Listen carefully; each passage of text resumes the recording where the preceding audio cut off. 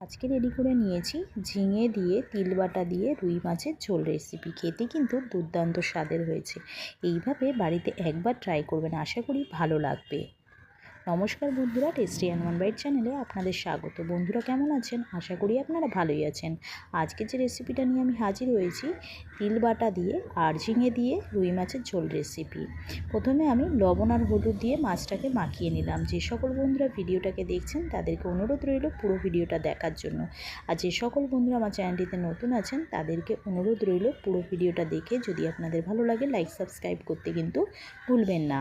তো এখানে আমি ঝিঙে আলুটাকে কেটে নিয়েছি আর কড়াইতে পরিমাণ মতো তেল দিয়ে তেলটা গরম হলে এক এক করে মাছগুলোকে দিয়ে দিলাম। এখানে তিল নিয়েছি প্রায় 2 চা চামচ মতো বেটে নেব।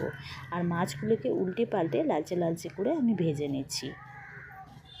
আমি একটু মাছটা কড়া করেই ভেজেছি, আপনারা চাইলে কিন্তু হালকা করেও ভেজে নিতে পারেন। তো মাছগুলো ভাজা হয়ে গেছে, আমি মাছগুলোকে তুলে নিলাম।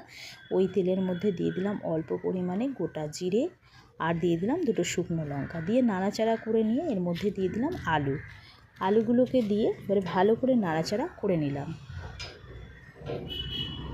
দিয়ে দিলাম অল্প পরিমাণে হলুদ, দিয়ে ভালো করে নাড়াচাড়া করে নিয়ে আমি লালচে লালচে করে ভেজে নেব।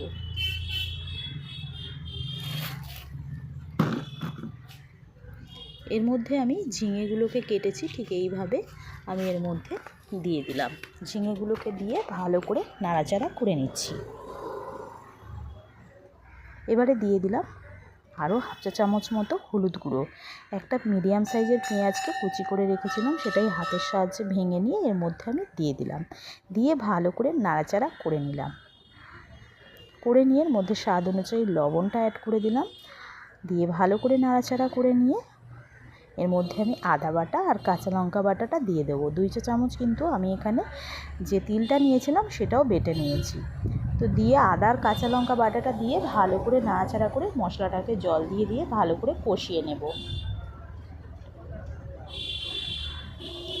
আলু প্রায় সিদ্ধ হয়ে গেছে কষাতেই, আর ঝিঙে তো খুবই অল্প সময়ে সিদ্ধ হয়ে যায়। তো এবারে এর মধ্যে আমি দিয়ে দিলাম তিল বাটাটা, দিয়ে পরিমাণ মতো জল দিয়ে আবারও কিছুক্ষণ একটু নাড়াচাড়া করে নেব।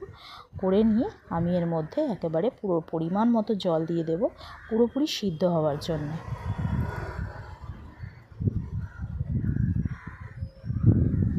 ঢাকা দিয়ে দিলাম সিদ্ধ হওয়ার জন্য। তো এখানে পুরোপুরি আলুগুলো সিদ্ধ হয়ে গেছে, ঝিঙেগুলো আগেই সিদ্ধ হয়ে গেছিলো। আর এখানে এবারে মাছগুলোকে দিয়ে দিলাম, দিয়ে নাড়াচাড়া করে নিয়ে ফুটিয়ে নেব কিছুক্ষণ।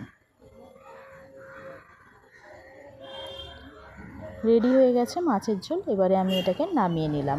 এইভাবে বাড়িতে একবার ট্রাই করে দেখবেন, খেতে কিন্তু দুর্দান্ত স্বাদের হয় এবং গরমের ক্ষেত্রে খুবই উপকারী। ভিডিওটা ভালো লাগলে লাইক সাবস্ক্রাইব এবং শেয়ার করতে কিন্তু ভুলবেন না। কমেন্ট করে জানাবেন রেসিপিটা কেমন লাগলো, আর তার সঙ্গে বেল আইকনটা প্রেস করে দেবেন। বেল আইকনটা প্রেস করলে সবার আগে নোটিফিকেশান আপনাদের কাছে পৌঁছে যাবে আমি যে নিত্যদিন ভিডিওগুলো ছেড়ে থাকি। আমি আবারও একটা নতুন রেসিপি নিয়ে হাজির হব। ততক্ষণ আপনারা সুস্থ থাকবেন, ভালো থাকবেন। আজকের মতো এইটুখানি। ধন্যবাদ বন্ধুরা।